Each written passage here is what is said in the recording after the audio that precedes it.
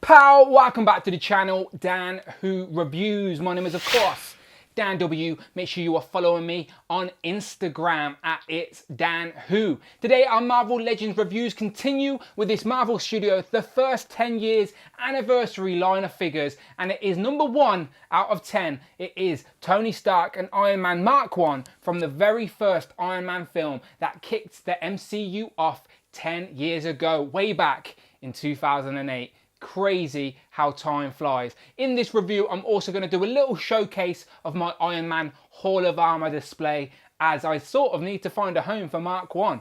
There is an SH Figure Arts version of Mark 1 that is meant to be coming out in their Hall of Armor line of figures that they've been teasing for a while, but no release date yet. So that is probably going to be the superior figure to this one. And this one seems to be a reissue from the dark days of Marvel Legends. It seems to have a play sort of element feature to the figure, but we'll get into that when I open it up. We are getting an updated version of Tony Stark with hopefully a decent head scan, but we shall find out when I open up the box. But anyway, let's have a look at the box and open this figure's set up. Of course, this is the standard Marvel Studios packaging that we've been getting, which is very nice, smart and clean. And the side, you will get a read up of the Iron Man film. On the back, you get the Iron Man film, the year it was released. As I said, this is set number 1 out of 10. And it is Iron Man Mark 1 and Tony Stark, of course. So pause it, zoom in if you want to see those bios. On this side, you get the little sort of picture display that is a sort of a builder collage. If you get all 10 boxes, it will make a nice pretty picture. So if I get all 10 pictures, I'll do 10 boxes, I'll do a video on what it looks like. But for now, let's open this up. And here we have them out of the box. And I must say, I'm liking this Mark 1 more than I thought I was going to. This Tony Stark is basically the Coulson body repainted so it's a bluer suit. And there is an updated head scan, but I don't think it really looks like Robert Downey Jr. But I'll zoom in and show you that in more detail. Again, I think this is a reissue of a previous toy. So it's a little bit flimsy, it feels a bit cheap compared to some of the more recent Marvel Legends, but there is some sculpting detail, there is some paint detail, so I'll zoom in and show you all that as well. There are no accessories with this figure set, unfortunately, apart from this, which is a play feature for Mark 1. So I guess it would make more sense to start off by having a closer look at Iron Man Mark 1. So here's a closer look at the Mark 1, and as you can see, they have attempted to put some paint detail onto this sort of basic figure. As amongst the silver, you can see lots of shades of brown sort of wash to sort of give it that dirty metal effect, to sort of suggest he was building this armor in a cave when he was captured by the 10 rings. You get the little print on there from the movie, the arc reactor there in the middle, and then there are some more details amongst the figure. Some random bits of green, which may be accurate to the film. I can't remember off the top of my head. You can see the gears on the legs, and then there's some yellow on the boots for some reason. There's a little gas canister when he did the flamethrower effect. That's definitely from the film. And then on the back, you see some more green and yellows for some reason. And there are some decently sculpted sort of mechanical effects there. You can see lots of gears and bouts, and again, more gears and bouts on both legs.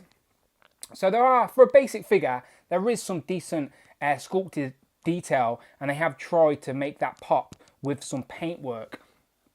So if I zoom out, again, you'll see it shining against the lights, but it is sort of a grey with a brown sort of shade to it.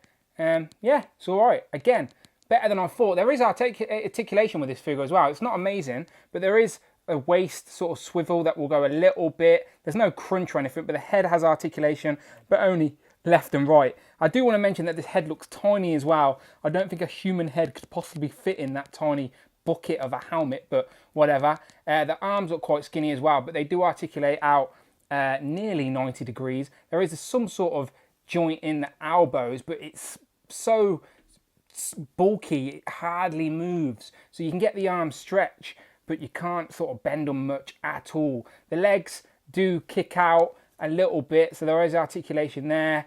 You can get them up quite high, to be fair. Get them back. So, and there is no ankle pivot, but there is a joint in the feet. So yeah, there is some articulation there. Now, what I wanted to show you was the play feature. So obviously, I'm not going to be playing with my toys, unfortunately. I just have mine displayed on the shelf, especially an Ironman armour like Mark 1. I will have them displayed probably in my Hall of Armour if he will fit in one of the little slots. But you can see on this, there's a spring-loaded apparatus sort of thing in this arm. So you can see the hole there. So with this one accessory piece, you can sort of put that in there and it's spring-loaded. So it doesn't stick in, it will fall out. Well, there you go. Oh, there you go. I thought it was trying to embarrass me, but it's spring-loaded. So if you're a kid playing with these toys, and they are toys, so I hope there are kids out there playing with them, of course, not just us old men collecting them. But yeah, you grab the end, pull it back, and then you let it go. I'm going to lose this now. I'll shoot the back. There you go. That is it. Magical, people. Play feature. Not something we usually get with our Marvel Legends, but it's there. Or you can just have it displayed with it in. Again, it will fall out eventually though, but that just makes no sense for me. Mine will be displayed definitely without it, and hopefully it will fit into one of my little Hall of Armour sections. But yeah, not bad to be fair. Now I've got it out of the box. It's a bit sturdier and chunkier than I thought it was going to be. There is some paint detail, and there are some sculpted details that I like. Quite basic. Again, I think the SH Figure Arts version is going to be the supreme figure, of course. But still, for a Mark 1 to add to your Hall of Armour, this isn't a bad shout at all. Here's a closer look at the Tony Stark figure, and I thought I'd show you a zoomed in look at this face sculpt. What do you think? Do you see Robert Downey Jr.? I personally don't, unfortunately. Again, I've mentioned a few times, Iron Man and Robert Downey Jr.'s version of Tony Stark is what made me fall in love with the MCU originally. And you can sort of see him from some angles, but definitely not from others. So it's a shame that they didn't get this spot on, as Iron Man and Tony Stark is the sort of cornerstone of the MCU. They could have at least got this one perfect, but I do think some of the other head sculpts we've been seeing recently are much better than this one. But it's still nice, it looks fine, it's just not very accurate to Robert Downey Jr. in my opinion. But it's still a fine Tony Stark looking head, definitely has the Tony Stark elements with the quiff and the goatee. And yeah, the blue suit is basically the Coulson suit that we've seen before. So there's no point showing you all the details of that. It's just the suit that we have seen with Agent Coulson. And yeah, he looks fine. So if you're after a Tony Stark to add to your Hall of Armour, to stand there looking rich, here is your billionaire, playboy, philanthropist. Now before we go and have a look at my Hall of Armour, I just thought I'd throw these two next to each other. I thought it would be fun to try and get this unmasked head on this sort of suit, but I took the head off and you can see that there's hardly a peg there. It's just a stump. So unfortunately this head is not going to fit on this stump. But you can have him holding this head if you wanted to as a little memento in your Hall. If you can't fit the Mark 1, then you can at least have him holding the Mark 1 helmet as a little Easter egg in your collection, which I think is a decent touch. But that snaps back on there. And yeah, there is your Mark 1 and Tony Stark from the first set of the MCU 10th Anniversary Studios line of figures. That is a long title. Anyway, let's go and have a look at my Hall of Armour, shall we? So my Hall of Armour is on the top shelf of my collection, and I'm going to stand on a chair and do this freehand, so I apologise if it's wobbly. But for everyone wondering, I am going to do a new collection video once I've finished this 10th Anniversary wave line of figures. But for now, here's my Hall of Armour. It's not MCU accurate, it's MCU inspired, so it's got a mix of both MCU and comic based armours. That is the SH Figure Arts Tony Stark, as it is definitely the most accurate Tony Stark we have, obviously from the Iron Man 3 film. There's the Mark 50. He's holding the helmet from Spider-Man Homecoming. Then we got some mix of armours at the back there, Hulkbuster, and then some more armours there. So yeah, let's see. So this is the Tony Stark we got with this box set. So let's compare these two real quick. What are we saying? Which is the best Tony Stark? For me, there's only one winner. It's the SH Figure Arts. But you're paying a lot of money for that. But that will do fine on your MCU collection. I apologise if my focus is going crazy. I'm literally holding this camera, standing on a chair. But yeah, so there's your comparison. But if we move him out the way, obviously he is the best Tony Stark. This guy will fit in just fine with your collection. Like, he looks fine, doesn't he? So he looks good there. Tony Stark. Let's bring in Mark 1 again. So he's probably too big for one of my little sections, but I could definitely have him just in the corner. Maybe get Tony Stark with a spanner or something, look like he's tinkering on him. Even though, why would he want to fix the Mark 1? But anyway. But yeah, I thought it would be fun just to see how these fit in with the display. But yeah, maybe I could have it like that. I don't know. You let me know. How's it going to look best? But yeah, that is my Hall of Armour. There's an Ironman. a War Machine, Iron Patriot, Disco Armour. So yeah, there's the Mark 42 and Mark 43, I believe. That's the Marvel Now comic book armour. There's the Space comic book.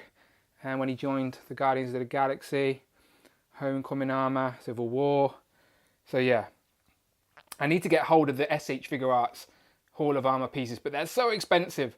So for now, it is just Marvel Legends. But yeah, not looking bad at all. Now, as you could see, I could be here all day if I was going to do comparisons compared to every other Iron Man figure I've got. So just to finish off, I'm going to do one comparison each. So of Tony Stark, I'm going to compare it to the most recent unmasked Tony Stark head we've got with Marvel Legends. And it was the one that come with that Captain America Spider-Man 3-pack from Civil War when Spider-Man was holding Cap's shield. And I've basically just put that head on a Coulson body where I've painted the tie black. So as you can see, one suit is black, one suit is blue, but the new version we've recently got with this 10th anniversary set is an obvious improvement. If we quickly focus in there on the heads, this one looks like some ancient Chinese man compared to this one. So this, even though it's not Robert Downey Jr., it's definitely an improvement. Now, the only comparison I'm going to do with the Mark 1 is of the most recent Iron Man armour we have. So I'm going to bring in the Mark 50 from the from Infinity War. Both are called War, so there we go. So as you can see, Mark 1 is a little bit shorter than the Mark 50 Nanotech. But could you see a full guy in one of these suits? I'm guessing you could. Yeah, even though that's got a P head, I'm guessing you could see a human in these figures. As I said, imagine it as a man with armour on, so that's why they're pretty bulky. But yeah, both looking good. Now, just to finish off, let's do some comparisons with some figures from this 10th anniversary line. With let's have a look who have I got here. So I've got Red Skull, and then I've also got a Hydra agent as well. So there are some figures that I've already reviewed from this 10th anniversary line so far, and I'm very happy when we're adding figures to the collection that we don't have. I didn't have a Mark 1, didn't have an MCU Red Skull, definitely didn't have an MCU Hydra agent. So far so good. Thank you, Hasbro. Let's keep filling those gaps in the collection.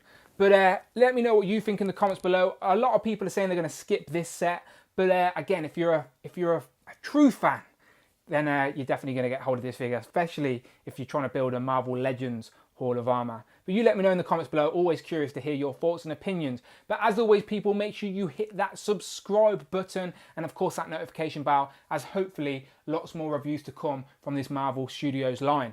But until then, people, I shall see you on the next one.